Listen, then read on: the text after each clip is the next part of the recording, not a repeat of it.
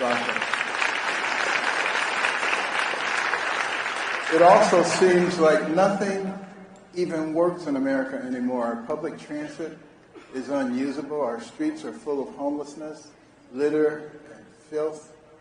Think about all these things that are happening to us. And we need to be thinking about who does the best job that they're tasked to do, not diversity and inclusion and all this stuff. You know, we've made tremendous progress in those areas, and we don't need the government interfering and telling us who and what we should be doing. It really is ridiculous. And, you know, I'm the chairman of the Committee on Nominations and Governance of one of the Fortune 500 companies. And Glass Lewis recently said, don't vote for Carson because the number of women on our board decreased to 25% after we added someone. They said, don't vote for Carson. How stupid are they? Because then if I leave, they got a diversity problem. So, fortunately, the stockholders didn't pay me any attention. But, you know, our elections are rigged. The legacy media lies with impunity.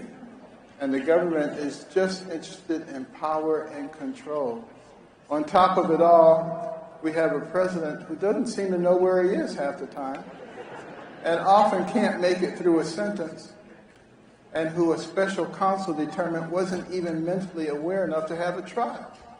Now, if he can't be tried, he certainly can't hold his own at the negotiating table with world leaders in places like Russia, Iran, and China. So what makes him fit to be president? Think about it. It's total incompetence from top to bottom. And their solution is just chaos. Doubling down, continuing to lie, and counting on people being uninformed so they can tell them anything they want. And in the face of all of this, they're trying to gaslight us into rejecting what we see with our own eyes and say that none of this is really happening. We've come to an inflection point where big tech and the legacy media no longer reflect market demands, but they are instead using their money and influence to manufacture political consensus and shift public opinion in a non-organic way.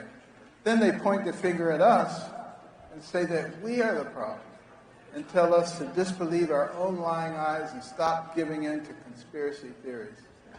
But the reality is that when the interests of all of our elite institutions are perfectly aligned and there's no need for a conspiracy at all. These people all went to the same schools. They believe all the same things. They're part of the same social circles, and they attend the same elite cocktail parties.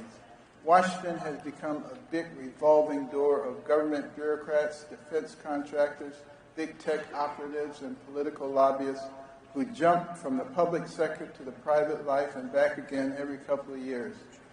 Their ideologies are perfectly aligned, even if there's no central mechanism directing each of them individually. But the simple reality is that every American is struggling, and they can only hide that fact for so long. There's nothing radical about what we, the people, are demanding from our elected representatives.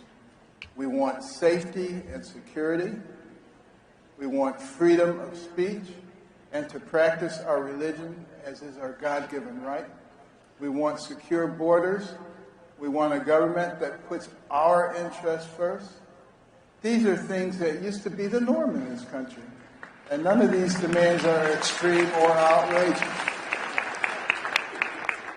They should be the simple baseline of legitimate political leadership. All of this is a searing indictment of our ruling class and shows exactly why Washington, D.C. is losing its legitimate claim to govern the American people.